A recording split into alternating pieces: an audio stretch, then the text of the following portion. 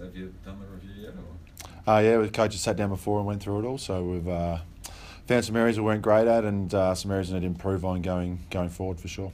What are those areas? I think, like Ken said yesterday, our contest work just not up to standard. We fumbled too many balls. The Crows are a very, very good team. They've got a great midfield, a great team all over the ground, really. So for us, we need to get our contest work better, and hasn't been good enough for the last 2 or 3 weeks. Is it one of those times where you make the players sit down and watch the game or less parts of the game again, or do you just wipe it from the memory and just go, well, that's done, and let's focus on the good games we've had this season? No, we'll be addressing it. It'll be addressed tomorrow as a whole group in front of everyone. So we'll see those efforts as a team, and then tomorrow and Thursday we'll be training it to make sure we're better going to the Collingwood game. How difficult is it, Brendan, to pick the players up mentally after such a demoralising loss like that? You think, well, if we're there in September and we're going to run into that, this is how far away we are from the mark. Yeah, it's a very good question. They've set the standard very high, and we showed yesterday we weren't close to it even. So, but we've got 3 weeks, and our group has bounced back well.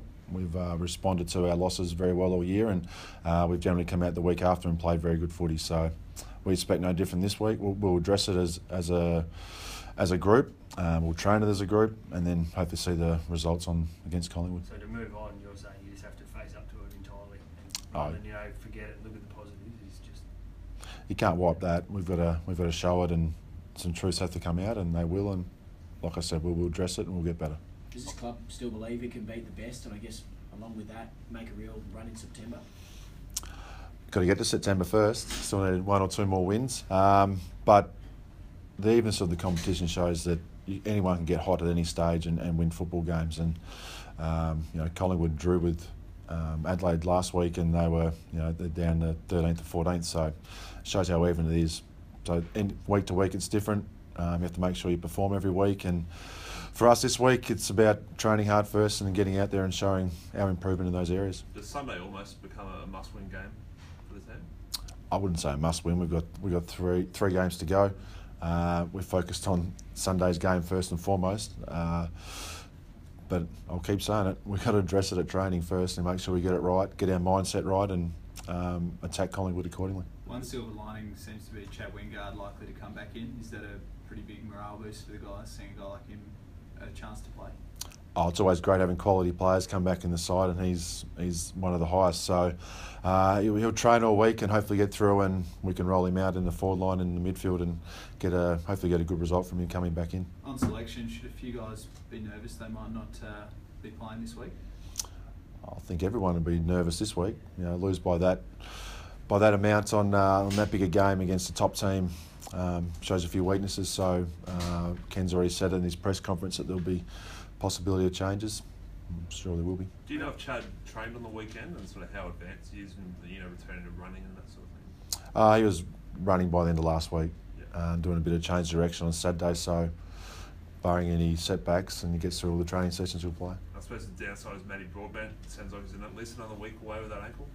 Yeah, we probably rushed him a little bit earlier in the year, and he's probably paying the price a little bit now, Broad he is, but I think he'll be at least another week, and we'll see how he goes from there.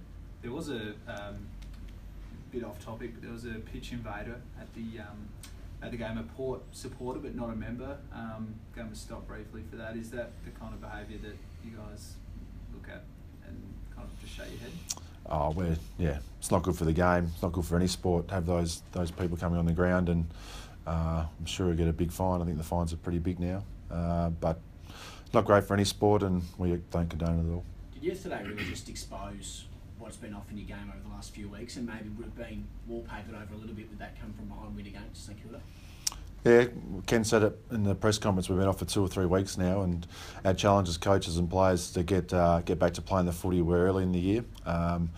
We think we found a few things that will help that, so we'll train that and bring it out against Collingwood and get back on the winning column again. It'd be good. Do the players feel embarrassed after a performance like that? Embarrassed, is that the word? I think everyone's embarrassed. Supporters, coaches, players. It's not a great feeling coming in on a Monday morning and losing to the rival.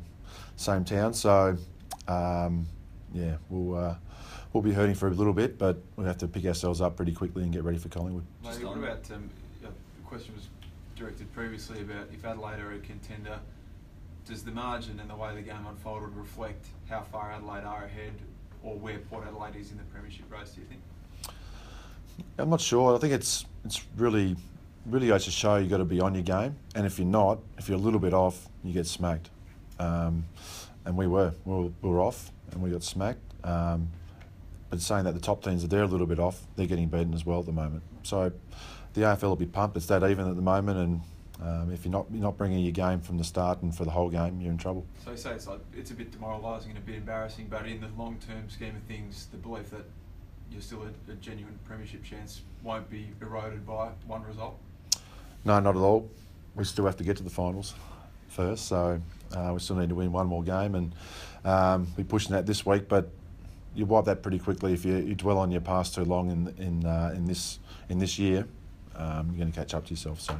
How concerning was it that it was sort of over the 4 quarters that there seemed to be a lot lacking, or do you feel like there were any pockets there where the side were better? There were a couple of minutes in every quarter probably, which is nowhere near enough, is it? So, as I said before, it was demoralising as a whole club, supporters, players, coaches. We have to get better, we know that, we will get better, and we expect a good result, a good showing against Collingwood. A lot of people talk down the showdown rivalry in the week leading up, saying, it's just another game of footy. But does it sting a lot more? Forgetting where Adelaide are on the table, does it sting more a result like that, given it is against the crosstown rivals?